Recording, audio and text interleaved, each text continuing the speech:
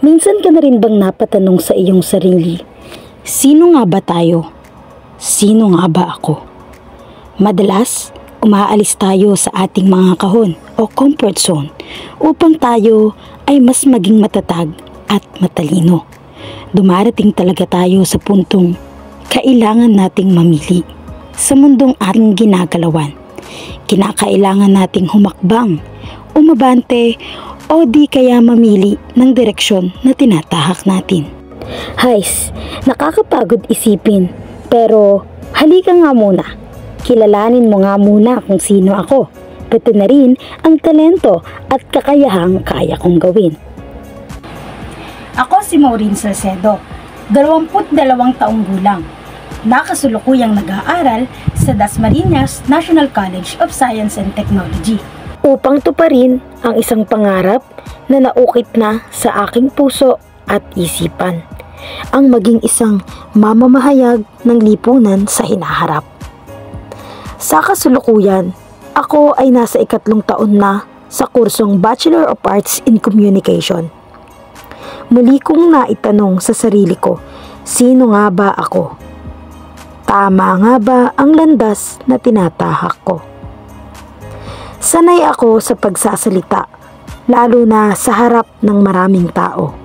Mas lalong nahasa ito mula noong ako ay naging ABCom. Parte rin kasi ito ng aming kurso, ang maging mahusay sa paglalahad at pagsasalaysay sa harap ng maraming tao. Lalo na ang pangarap ko ay maging mamamahayag sa hinaharap. Hindi ko iniisip ang sasabihin ng ibang tao. Mas lalong hindi ako takot magkamali dahil parte lamang ito na ako ay isang tao na namumuhay sa mundong ito.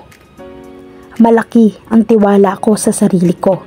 Hindi ako mabilis sumuko sa mga maraming bagay na tinatahak ko.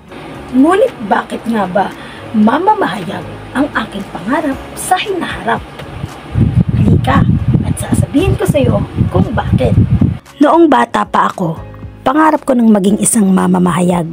Kaya naman pagtungtong ko ng kolehiyo, ang kursong Bachelor of Arts in Communication ang kinuha ko. Noon, tanging pag-arte sa entablado o teatro ang kasundo ko. Ngayon, kaya kinuha ko ang kursong ito upang mas mahasa pa ang kaalaman ko pagdating sa pagpapahayag, pag-arte o di kaya pagsulat. Isa rin sa mga talento ko ang pagtugtog ng instrumento. Ngayon, tama ba ang napili ko? Tama ba ang landas na tinatahak ko? Masasabi kong nasa tamang direksyon ako. Tama ang paghakbang at daanan na nilalakaran ko, sapagkat mas nakikita kong natututo ako at mas lalong napapalawak ang aking kaalaman pagdating sa iba't ibang aspeto.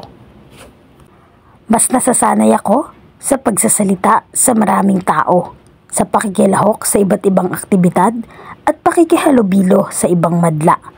Maging sa pag-uulat ng mga balita, ako ay natuto mula sa aking kurso. At isa pa, mas lalong nalinang ang pakikipagtalastasan ko, lalo na sa aking pagsali sa mga aktibidad at patimpalak sa aking kurso. Mas lalo kong nalaman kung hanggang saan pa ang mga kakayahan ko, mula sa pagkuha ng litrato, pagkakaroon ng kaalaman sa dokumentaryo, at higit sa lahat, ang pagsasalita sa entablado. Sapagkat ang Panginoon ang aking hero. Siya ang nagtuturo ng daan na tinatahak ko, at nagtitiwala ako sa kanyang mga plano. Muli, ako si Maureen Salcedo na nagsasabing maging mapagmatsyag, mapanuri at matalino, na nangangarap na maging isang mamamahayag sa hinaharap.